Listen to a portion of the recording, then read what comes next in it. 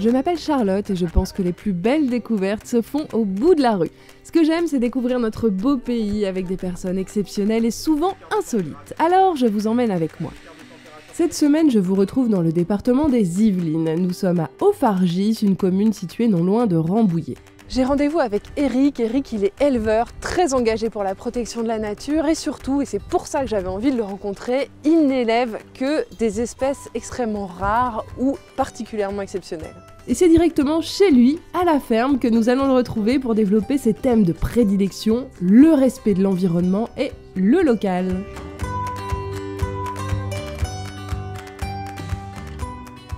Eric, est-ce qu'on peut faire un petit retour en arrière? Il y a 30 ans, tu arrives ici, qu'est-ce qu'il y a dans ta tête? Qu'est-ce que tu as envie de faire?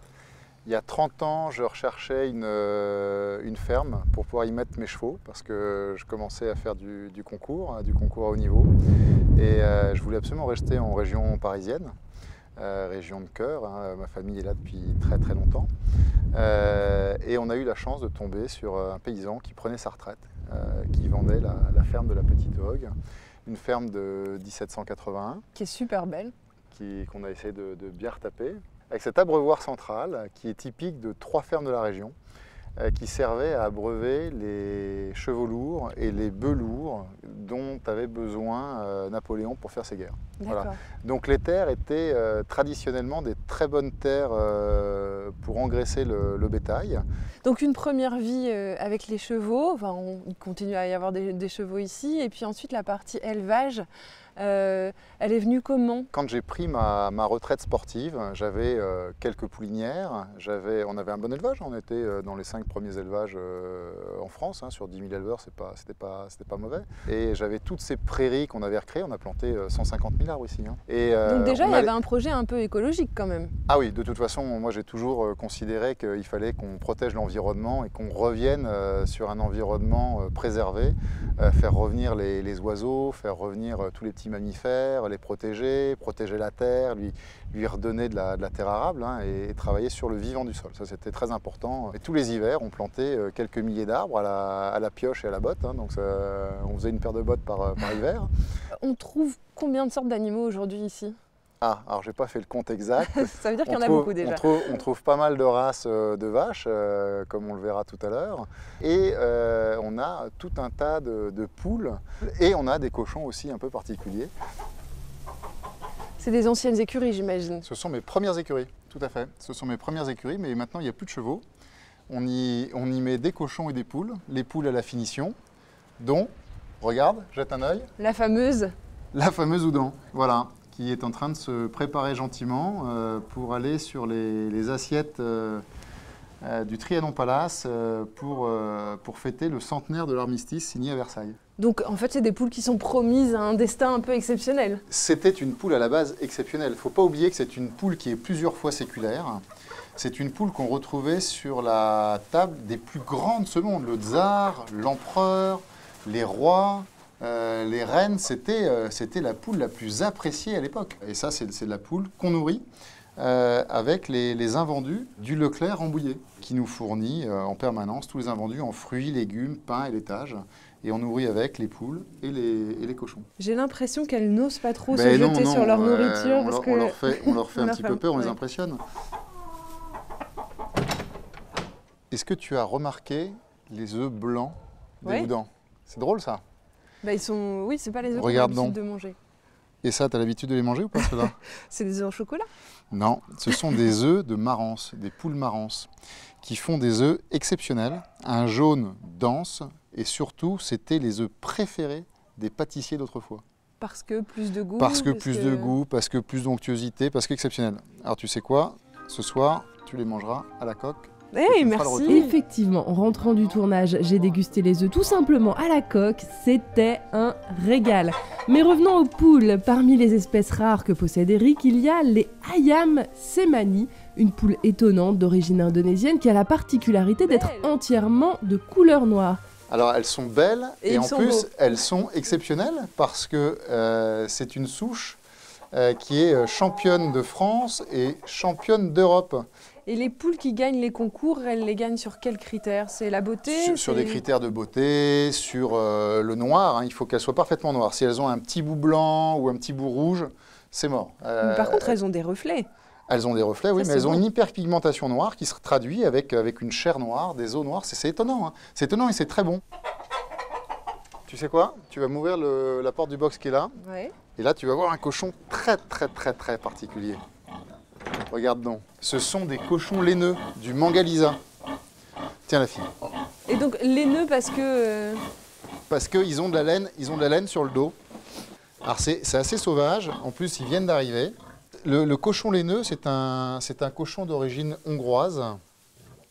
Et tu les élèves pour et les chefs charcutiers sont tous fous du Mangaliza. La philosophie de la ferme, c'est de vendre aussi bien en direct aux clients qu'à la grande distribution, qu'à la grande restauration.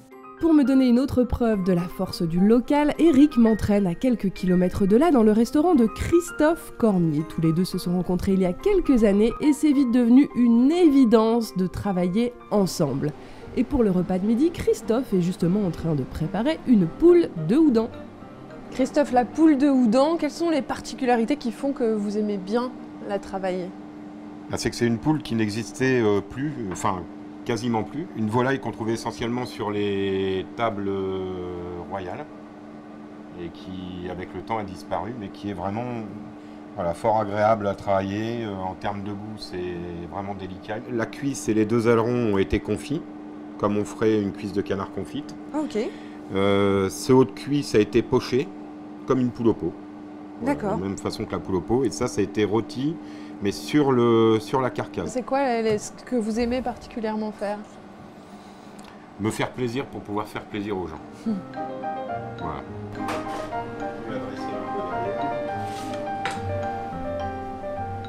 Alors comment ça s'est passé? Comment vous êtes rencontrés? Est-ce que le coup de foudre a été immédiat? Alors le coup de foudre a été immédiat, ça c'est clair. De toute façon, quand on goûte la cuisine de Christophe, on ne peut être que ravi et subjugué, donc ça c'est clair.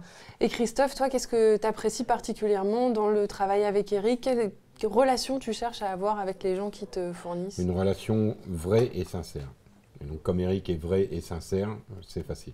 Mais il vient vérifier, hein. Attention, hein. Il est dans les prés, il va regarder les vaches, il va regarder les poules. Mais ça, c'est oui, mais on va pas lui fourguer de la cam, hein. Ça c'est pas possible, hein. Il vient vérifier, il demande comment ça mange, comment ça a battu. Enfin, il a un souci du bien-être et de l'alimentation de l'animal, hein. Ça, Pour toi, c'est quelque chose d'important, justement, C'est une de condition connaître. sine qua non pour pouvoir continuer et je pense sublimer encore plus le produit et tout en le respectant. Jusqu'à la fin, c'est là où on pourra avoir le meilleur du produit. Mais c'est vrai, je le répète souvent, il faudrait qu'on revoie les méthodes d'abattage en France, notamment en utilisant la méthode Temple Grandin, où les animaux rentrent, ils sont dans des conditions sans stress et sans brutalité jusqu'au terminus. Donc il y a des vrais progrès à faire dans ce domaine-là et espérons que ton appel sera entendu. Immense. Ouais. Immense progrès il y a à faire. Abattage à la ferme. Voir l'abattage mobile, l'abattage à ferme. Christophe milite pour, je milite pour également. En tout cas, tout faire pour que notre société reste une société développée dans laquelle nos animaux sont bien traités. Nous voici de retour à la ferme d'Eric. Après les poules, il veut me présenter les races de vaches qu'il élève et qu'on pourrait même dire qu'il conserve. Des races rares, oubliées et exceptionnelles. Et pour pousser loin le concept, dans l'étable, les vaches écoutent de la musique classique.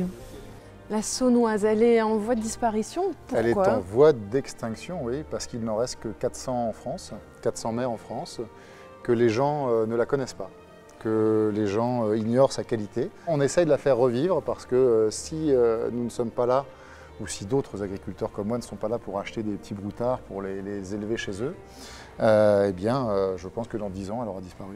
Il n'en restera plus. Elle est très rare, encore plus rare. C'est le roc qui est juste derrière nous. Cette fameuse vache préhistorique, l'ancêtre de toutes nos vaches, celle que l'on retrouve dessinée dans la grotte de Lascaux, dans la grotte Chauvet, Et puis on a la chance cette année. C'est presque une bête mythologique. Ah, c'est une bête vraiment qui peuple notre imaginaire en tout cas. Ouais, parce oui. qu'on a tous vu les dessins de la grotte de Lascaux.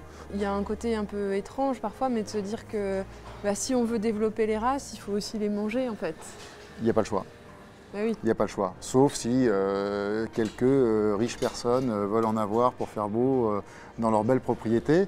Mais c'est un animal sauvage, ouais. il faut des vraies clôtures, on a mis beaucoup de temps à les approcher. Au début, on ne pouvait pas rentrer dans le parc, hein. Ils te chargeaient. Et là, maintenant, ils sont tout gentils, ils sont beaucoup plus calmes. La musique classique sauvage, y est pour mais beaucoup. mélomane, j'allais dire. Voilà, sauvage, la musique classique y est pour beaucoup. On a essayé avec du jazz, du rhythm and blues, de la pop, du rock.